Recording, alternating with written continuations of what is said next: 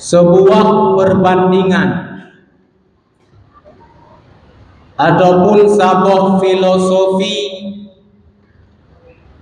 keterikatan antara manusia dengan seorang manusia.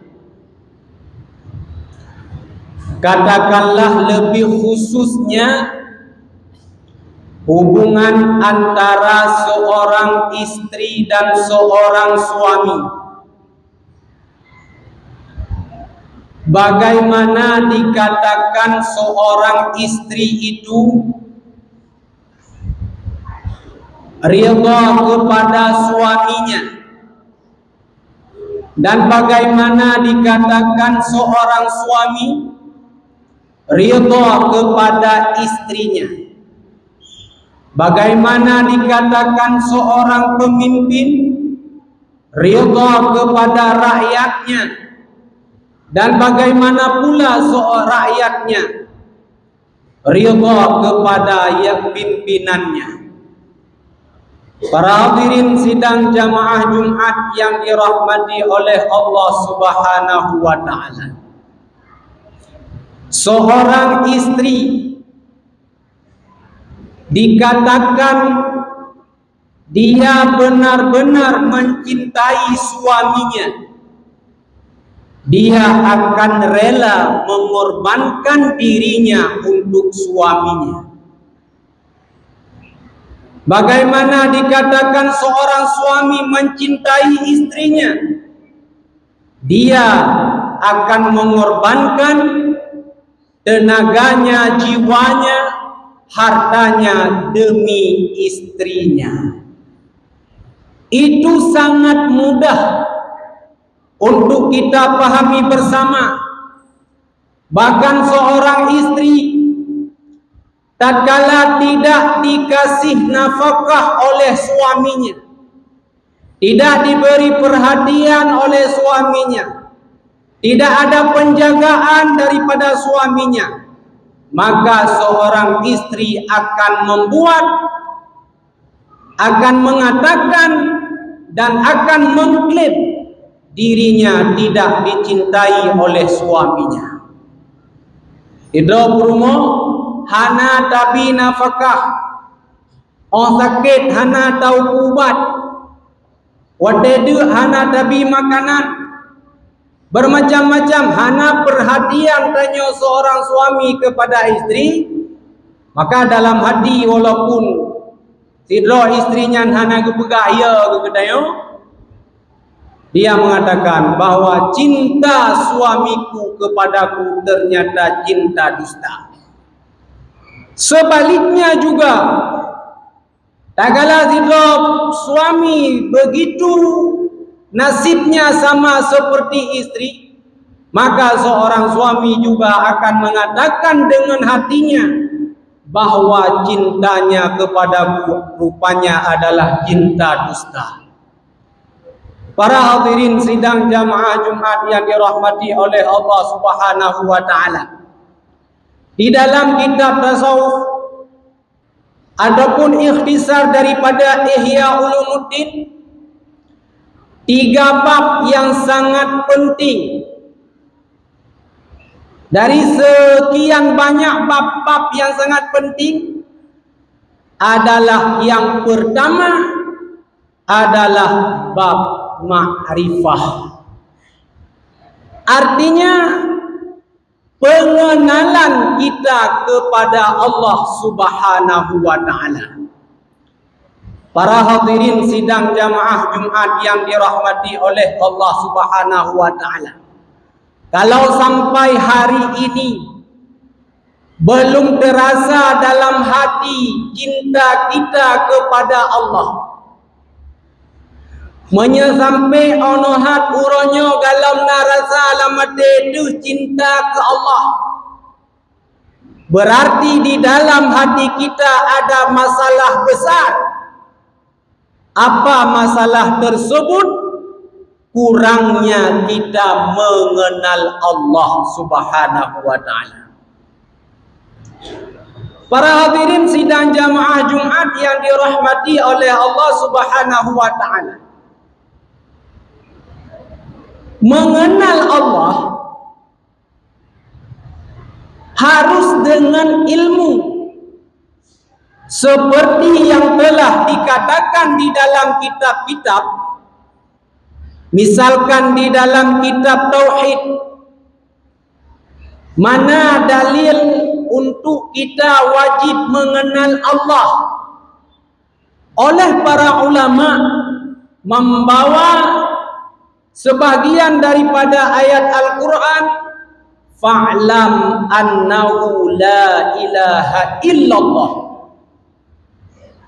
Ketika Allah mengatakan fa'lam annahu la ilaha illallah, apa maknanya? Kata-kata daripada fa'lam, fi'il amar yang dasarnya daripada ilmu. Ilmu, in, lam, mim, menandakan bahawa untuk sampai kita kepada la ilaha illallah, untuk sampai kita kepada mengenal Allah, adalah jalannya tidak lain kecuali dengan ilmu. Makanya Allah mengawali fa'lam.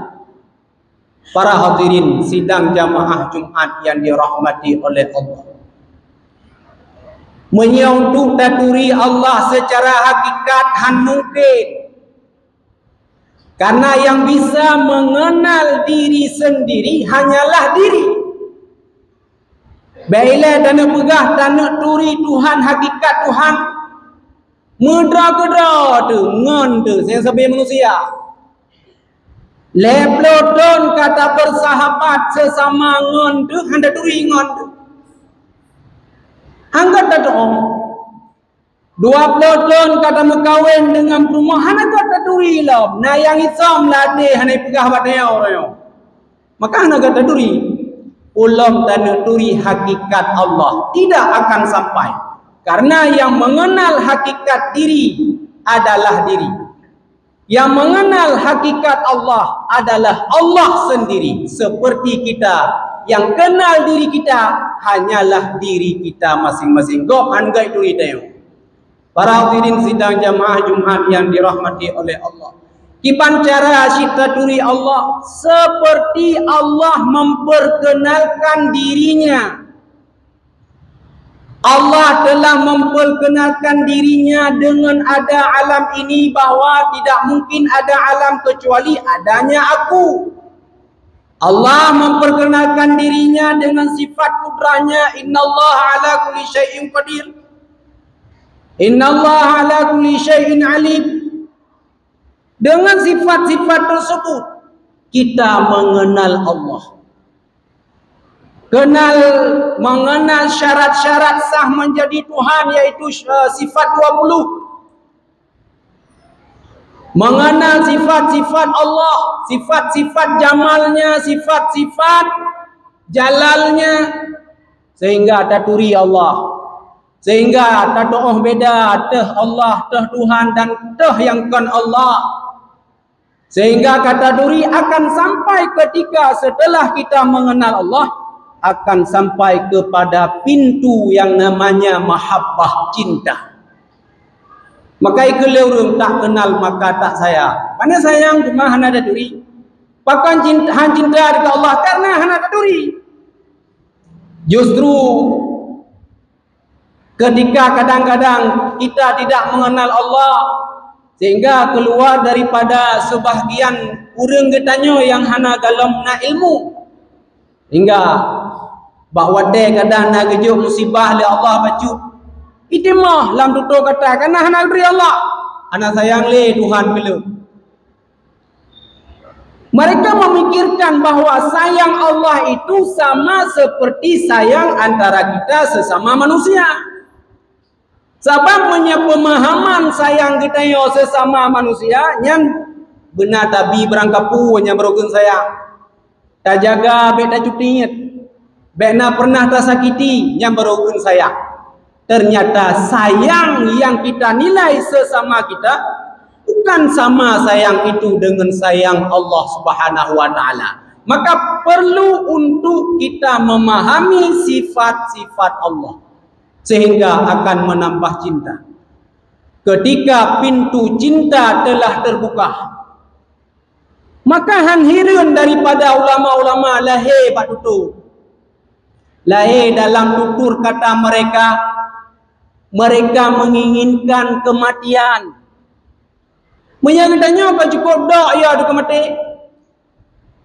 Tajak lautun, tajaga bugat bek sampai coh liu-liu. Hakikat ji ngak bek mati. Tapa Honda bercukup ke bek ipok legok. Hakikat ji pura ujung-ujung ngak bek mati. Tetapi pada mereka menginginkan kematian yang ditakuti oleh sebahagian orang. Kenapa? Kalau pintu makrifah telah terbuka, mengenal Allah sebenar-benarnya, akan lahir mahabbah cinta kepada Allah, akan lahir bermacam sifat-sifat elok dalam hatinya, ingin berjumpa dengan Allah, ingin cepat bertemu dengan Allah. Maka akan ada rasa-rasa tersebut daripada mereka. Maka hanhirin orang cik sekalian yang dirahmati oleh Allah Subhanahu wa taala. Dalam kitab Nasaihul Ibad ada beliau menyinggung Imam Al-Haddad berpegah menau. Apa resep ngak beh ia kemati? Beliau mengatakan, ketika imanmu bertambah-tambah, maka takutmu kepada kematian lama-lama akan hilang. Resep ngabeh ia kemati kuat iman. Karena yang hanaya kemati adalah sebab iman. Karena orang yang ingin berjumpa dengan Allah, jalannya mati. Rindunya untuk bertemu dengan Allah begitu menggebu sehingga takut mati mengalahkan beliau. Para hadirin sidang jamaah Jumat yang dirahmati oleh Allah, yang kelih dan lanjut laju. Bila pintu mahabbah telah terbuka, insya-Allah akan terbuka pintu ridha. Pintu ridha. Yang ronyo kitanya susah. Gasian pi susah. Oh kaya pi mentang susah. Galam tamu kawin susah. Karena perumah mentang susah. Alian lena perumah na anak siapa susah. Pada peraya anak susah. Hongan tajak susah. Le yang susah. Padahal kadang-kadang orang mengadu, ira dumpuna api susah ni. Ternyata oleh Nabi memberi resep dalam satu hadis yang diriwayatkan oleh Imam Al-Mundhir, Inna Allah Azza wa Jalla biqistihi ja'alal faraha war-rauha fil yaqini war-ridha wa ja'alal ghamma wal hazna fi syakki wal ghadab. Nyo perleta beramal masing-masing, terutama pribadi lo ngabek susah tele. Allah Ta'ala gepujut kesenangan dan kegembiraan letaknya fil yakin war ridha, pada keyakinan dan ridha. Dalam kitab lain keberah yakin itu maknanya iman. Ketika iman tanyonyo mutamah ura, mutamah kong, mutamah subur, maka akan timoh yaitu lamati keyakinan. Bila tu keyakinannya lamati, nyan udipnya tidak ada beban, walau lahirnya ada beban. Waridha dari ridha. Apa makna ridha? Artinya meridai kepada seluruhnya, meridai Allah sebagai Tuhan, meridai Islam sebagai agama, meridai Nabi Muhammad sebagai Rasul. Bila lam ate tanyo na keyakinannya, bila hidup keyakinan ba urang gasin, bila hidup ridha ba urang gasin, han memasalah gasinnya. Bila hidup keyakinan ba urang kaya, bila hidup ridhanya ba urang kaya, ngan kayanya han masalah. Bila hidup keyakinannya ba urang mupangkat, bila hidup ridhanya ba urang mupangkat, han memasalah ngeraya pangkat. Tidak akan bermasalah karena dia yakin semua yang di dunia ini adalah akan yakin kepada balasan Allah. Ngan kaya yakin kepada balasan Allah. Sidra suami yakin kepada balasan Allah. Sidra pemimpin memberi perhatian kepada rakyatnya, yakin kepada balasan Allah. Maka tidak akan ada kesusahan di dalam umurnya. Tapi menyahana dua macamnya, berangkapan je situasi tetap susah. Maka kimanjara tak pertimah dua macamnya, iman turi Allah, terus pintu mahabbah cinta Allah, dan akan sampai kepada pintu ridha. Dan waja'ala al-ghamma wal hazna, dan Allah gepejiat susah, gepejiat gundah, fi syakki wal ghadab, pada keraguan. Urunji sekalian, orangnya payah dah introspeksi tengok masing-masing. Tak tanya mbak wate draw tu lalai tu bak kide. Tengah hiasan hantingat ke semayang. Nah harta hantingat ke jekut tak tanya mbak rod. Apa masalah hatiku? Apa masalah hatiku sehingga kita lalai kepada dunia yang putra masalah? Apakah ragu? Apakah ragu kepada janji Allah atau bukan? Yang perlu datang bab pribadi kita. Sehingga karena dalam bab tasawuf keberat nak dua macam penyakit yang cukup berbahaya. Pertama tulul amal, yang kedua ragu. Nyo baju sangai beda. Pat beda ragu ke akhirat dengan tulul amal.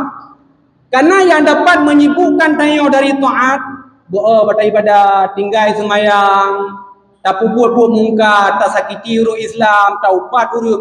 Itu sebab ji. Sebab ji dua macam. Ada kala tulul amal ataupun ada kala keraguan. Ragu tu balasan akhirat, hanaya tu neraka. Hana dah harap balasan juga pun ragu tu, ataupun tulul amalnya. Tanda ji gebi oleh Imam Al-Haddad.